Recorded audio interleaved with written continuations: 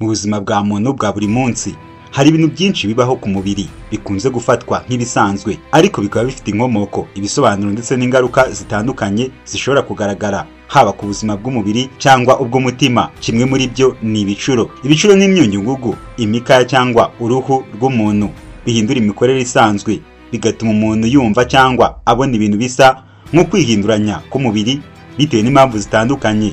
Ibicuro bikunze kugaragara nko guhinduka k'uruhu, gukunja no gutumbagira k'uruhu, gukomera kw'imikaya cyangwa se kwitsamura k'umubiri igihe wumvise ubushyuhe bwinshi cyangwa ubukonje butunguranye. Hari n'ubwo ibicuro bifatwa nko kwikanga cyangwa gushiguka k'uburyo buhoraho, cyane cyane mu gihe umuntu atekereza cyane, afite impungenge cyangwa arwaye.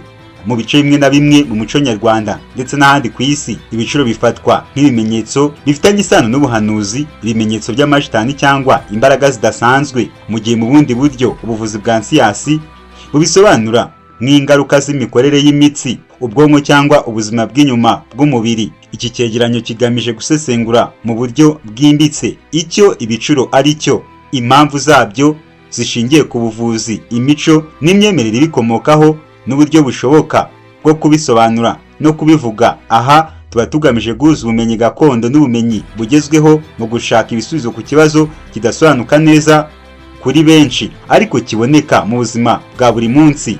Bahaye ikaze mu kiganiro. Nitwa Justin Mind Harerimana. Gucana umuriro ugahutera cyangwa se inkono ibize nabi, kubabara umugongo, ibimenyetso bifatwa nk'imbuzi. Hari abantu bavuga ko bagize ibicuro cyangwa bakabona ibindi bimenyetso kandi bakemeza ko ibyo bicuro byabo cyangwa ibimenyetso byasobanuraga babibonye cyangwa biteguye kubibona. Bakemeza ko ibyo bicuro byabo cyangwa ibimenyetso ibyo byasobanuraga babibonye cyangwa biteguye kubibona. Muganga Rutanga Rwamaboko, impuguke mu by'imitekerereze ya muntu psychologia, akaba anakora umwuga w'ubuvuzi bushingiye ku muco, asobanura icyo ibicuro bivuze kuri we.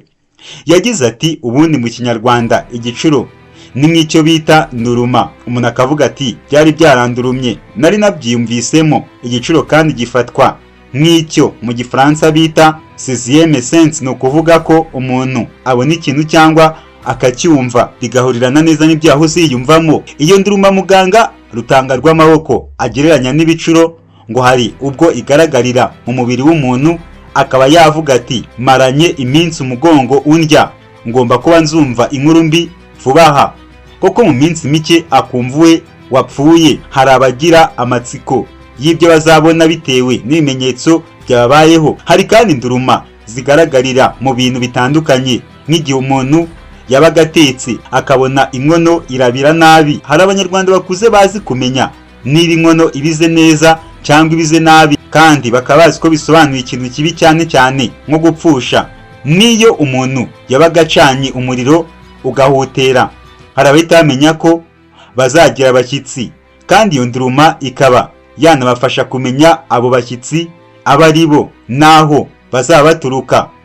Gusa ngo akenshi nduruma ijyana n'ikintu kibi, kuko abanyarwanda bayifataga nk'imbuzi ibasaba kwitegura ikintu kibi runaka kigiye kubabaho. Ibyo byose rero muganga Rutanga Rwamaboko abigereranya n'ibicuro bifata umuntu ku bice bitandukanye, by'umubiri we, kuko ngo igicuro kigira igisobanuro gitandukanye bitewe n'aho cyafashe. Hari ab'ibyo bimenyetso bitera ubwoba kuko bizera ko hari ikibi kizababaho. Uyu muganga avuga ko niba igicuro cyafashe ku jisho ry'iburyo munsi, ubwo biba bivuze ko uwo muntu azarira muri iyo minsi.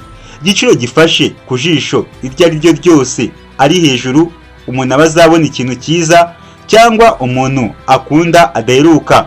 Igiciro gifashe ku mbavu cyangwa mu mugongo, icyo gihe uwo muntu aba azahoberana n'umuntu adaheruka. Igiciro gifashe mu kiganza akenshi ngo bisobanura gusuhuzanya, ariko gifashe mu kiganza cy'ibumoso uba uzatakaza. Mu gihe gifashe mu kiganza cy'iburyo, umuntu aba azakira ikintu cyiza. Igiciro gifashe ku munwa wo hejuru, umuntu aba azarya ikintu akunda ataherukaga. Iyo igiciro gifashe ku kuboko, bijyana n'ibyo abanyarwanda bita gusitara neza cyangwa nabi. Ibyo ngo biterwa n'ukuguru umuntu agendera. Iyo umuntu asitaye ukuguru agendera, biba bivuze ko ntacyo n'ihirwe abona mu rugendo agiyemo. Iyo asitaye uko atagendera, aba asitaye neza. Ibyo rero bijyana n'ibicuro bifata ku maboko kuko ajyana n'amaguru. Umusozo w'icyegeranyo cyacu ku bicuro ku mubiri ushobora gusesengurwa mu buryo bubiri bushingiye ku muco gakondo ndetse n'ubusobanuro bw'abahanga mu buvuzi n'ubumenyi bw'ikinyejana cya none. Mu mboni za benshi, ibicuro ku mubiri byari bisanzwe bifatwa nk'ibimenyetso by'imbaraga zidasanzwe cyangwa mu butumwa buturutse mu bijuru, cyane cyane mu muco gakondo nyafurika. Ibi byafatwaga nk'ikirango cy'umwuka, ingoma z'imiryango, ibimenyetso by'abapfumu cyangwa abavugabutumwa, cyangwa se ibimenyetso byerekana impinduka mu buzima bw'umuntu runaka nko gusama, gupfa cyangwa guhura n'ishyano. Muri iyi mitekerereze, ibicuro ntibyagombaga gusobanurwa mu buryo bwa siyansi, ahubwo byari bifite igisobanuro kirenze cy'umwuka, cy'amateka n'umuco. Nyamara uko iterambere